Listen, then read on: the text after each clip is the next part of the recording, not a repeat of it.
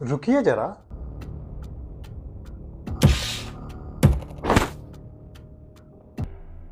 एक सेकंड के लिए सोचिए कि आपको आपके घर के जमीन की नकल निकलवानी है। तो आप सोचोगे कि अरे ये तो काफी सिंपल सा काम है, तहसील से जाके एक कागज ही तो लेके आना है। तो आप तहसील चले जाओगे। तहसील में आप अपना आवेदन भरोगे और क्लर्क को सबमिट कर दोगे।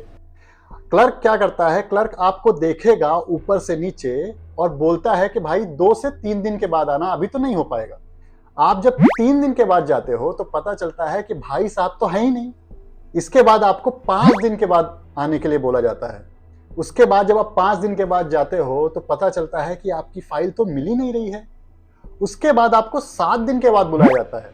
और जब आप 7वें दिन जाते हो वहां पे, तो या तो क्लर्क या तो प्यून आके आपसे बोलता है, कह रहे भाई चाय पिलाएंगे। जैसे ही वो ये बोलता है तो आपको समझ में आता है कि ये हो ना हो 100, 200 या 1000 रुपए की ही बात कर रहा है। ये सिर्फ आपकी ही कहानी नहीं है, ये इंडिया के 140 करोड़ लोगों की कहानी है। नमस्कार दोस्तों, नुक्कड़ में आपका स्वागत है। और आज नुक्कड़ में हम बात करेंगे एक ऐसी चीज की जो होती तो सबके साथ है पर कोई कुछ बोलने की हिम्मत नहीं करता है। और हम इसके सलूशन की भी बात करेंगे, इसीलिए वीडियो के अंत तक बने रहिएगा। और अगर आपने अभी तक सब्सक्राइब नहीं किया है तो इस चैनल को सब्सक्राइब कर दीजिए और बेल आइकन को क्लिक करना बिल्कुल भी मत भूलिएगा, ताकि हमारी कोई भी न्यू वीडियो आए वो सबसे पहले आप तक पहुंच जाए। तो पहले हम ये समझते हैं कि रिश्वत और करप्शन ने कैसे हमें जकड़ा हुआ है। इसे समझने के लिए हम एक संस्था है ट्रांसपेरेंसी इंटरनेशनल, उसके डेटा का यूज करेंगे। ट्रांसपेरेंसी इंटरनेशनल एक ऐसी संस्था है जो दुनिया के 180 देशों को करप्शन के आधार पर स्कोर देती है। और इस संस्था ने इंडिया को 39 आउट ऑफ 100 स्कोर दिया है। और इस संस्था ने इंडिया को 91st पोजीशन पे रखा है। इसी तरीके से एक और संस्था है लोकल सर्किल करके, उन्होंने 9000 से भी ज्यादा बिजनेस से करप्शन के बारे में क्वेश्चन किया, जिनमें उन्हें 18000 से भी ज्यादा रिस्पांस प्राप्त हुए। उन्होंने क्वेश्चन किया कि पिछले 12 महीने में आपने रिश्वत दी है क्या? जवाब में 66% ने कहा हाँ, 54% ने कहा हमें फोर्स किया गया, हमने खुशी से नहीं दिया, और 83% ने कहा हमने कैश में दिया टेबल के नीचे से। और आश्चर्य की बात यह है कि इस सर्वे में जिन्होंने भी ब्राइब देने की बात मानी, उनमें से 75% ने legal, food, drug, health department में दिया, 69% ने लेबर और पीएफ ऑफिस में दिया, 68% ने जमीन रजिस्ट्रेशन में दिया। मतलब ये वो सभी डिपार्टमेंट हैं जो कि ह्यूमन इसेंशियल हैं। मतलब आपको कहीं ना कहीं किसी न किसी टाइम पे इन डिपार्टमेंट में जाना ही पड़ेगा, आप अवॉइड नहीं कर सकते। देखो दोस्तों, जो रिश्वत है ना, रिश्वत की एक अपनी अलग लैंग्वेज होती है जो ना तो किसी स्कूल या कॉलेज में पढ़ाई जाती है और ना ही लिखाई जाती है, पर फिर भी कश्मीर से लेकर कन्याकुमारी तक सब लोग इसको जानते हैं। जैसे कि अगर कोई प्यून आपसे आके ये बोले कि भाई साहब तो अभी ऑफिस में नहीं है, और आपको पता है कि साहब ऑफिस में ही बैठे हैं, तो समझ जाइएगा कि साहब को सेटिंग की जरूरत है। उसी तरीके से जब कोई क्लर्क या कोई प्यून आपको ये बोले कि आपकी जो फाइल है उसको प्रोसेस होने में ज्यादा टाइम लग रहा है या तो वो गुम गई है, तो समझ जाइएगा कि वो तुरंत मिल जाएगी अगर आप उन्हें रिश्वत देंगे। इसी तरीके से जब कोई अधिकारी आपको बार बार ऑफिस में बुलाता रहे, 1 दिन के बाद, 2 दिन के बाद, 3 दिन के बाद, तो समझ जाइएगा कि उसको रिश्वत चाहिए। और जब आप थक हार के इन सभी जो डिपार्टमेंट्स हैं उनके बाहर आते हैं, तो एक बंदा अमूमन आपके पास आता है, बोलता है कि भाई मैं तुम्हारा ये काम तो करवा दूंगा, बस इतना पैसा लगेगा। और ये जो बंदा होता है वो होता है दलाल। जो दलाल है ना, वो एक पोस्ट सी बन गई है जो कि इलीगल है पर हर जगह मिल जाएगी आपको। और ये जो दलाल होते हैं ना, वो जो रिश्वत का इकोसिस्टम होता है ना, उसके लिए बहुत महत्वपूर्ण होते हैं। देखो दोस्तों, 1000 और जो 2000 होता है ना, वो एक कोई छोटी मोटी रकम नहीं होती है।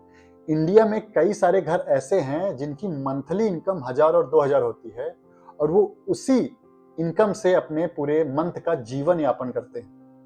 क्या हो कि अगर वही पूरे मंथ की जो सैलरी है वो रिश्वत में दे दें, तो उनका जीवन यापन कैसे होगा? और अगर वो रिश्वत ना दे तो उनका काम भी नहीं होगा। 2018 में सेव लाइफ फाउंडेशन ने ट्रक ड्राइवर्स का सर्वे किया। उन्होंने 1217 ट्रक ड्राइवर से पूछा कि क्या आप रोड में चलते चलते रिश्वत देते हैं, जिनमें आधे से अधिक ने रिप्लाई किया कि हाँ। और जब इस संस्था ने इसका टोटल किया तो पाया कि जो टोटल रकम है वो 47,852 करोड़ थी, जो कि अरुणाचल प्रदेश के 5 साल के इंफ्रास्ट्रक्चर बजट के बराबर थी। अभी तक मैंने आपको सिर्फ प्रॉब्लम के बारे में बताया, चलिए अब उसके सोल्यूशन को भी डिस्कस करते हैं, क्योंकि नुक्कड़ में हम सिर्फ प्रॉब्लम ही नहीं, हम उसके सोल्यूशन को भी जानने की कोशिश करते हैं। जो करप्शन का इशू है ना, वो सिर्फ इंडिया का ही इशू नहीं है, वो पूरे विश्व का इशू है।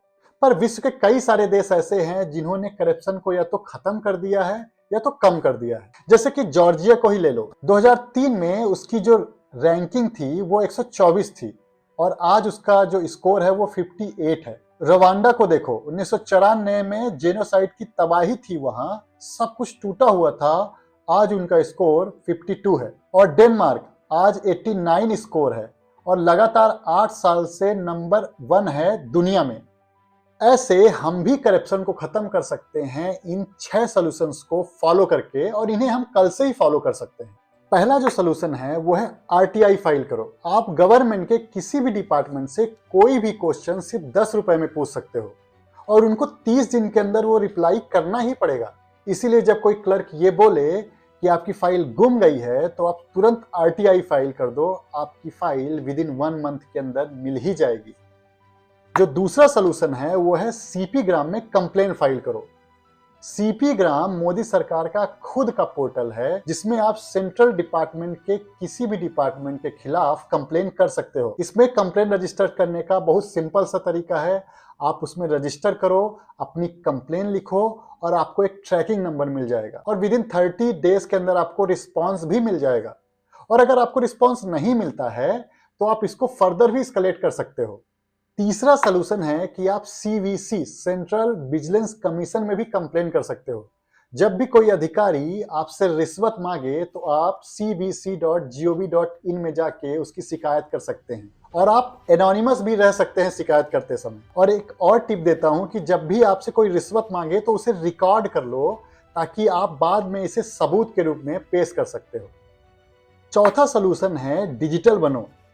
आप डिजी लॉकर का यूज करो क्योंकि डिजी लॉकर में आपको आधार कार्ड, पैन कार्ड सब कुछ मिल जाएगा।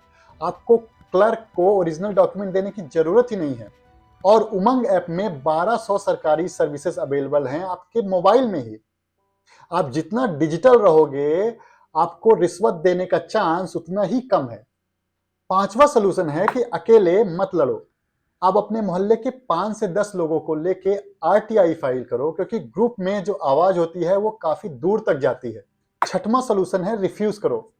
मैं जानता हूं कि ये सबसे डिफिकल्ट सलूशन है क्योंकि जब हमारा काम लटका हुआ होता है और जब क्लर्क घूर के देख रहा होता है तो लगता है कि 200 रुपए दे ही दो।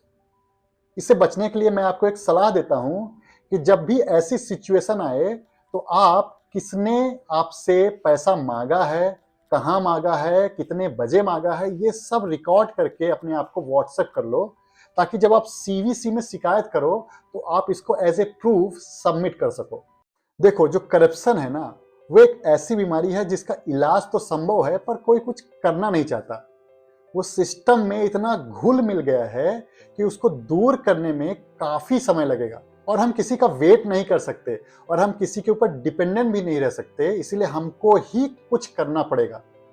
और जो मैंने सलूशन दिए हैं वो काफी प्रैक्टिकल सलूशन हैं जिनको फॉलो करके हम करप्शन और घूसखोरी को कम कर सकते हैं। आज का नुक्कड़ का क्वेश्चन है कि क्या आपने कभी रिश्वत दी है? अगर दी है तो किस डिपार्टमेंट में दी है और कहां दी है? कमेंट करके बताइए और वीडियो को लाइक करिए, सब्सक्राइब करिए और शेयर करना तो बिल्कुल भी मत भूलिएगा ताकि जागरूकता बनी रहे।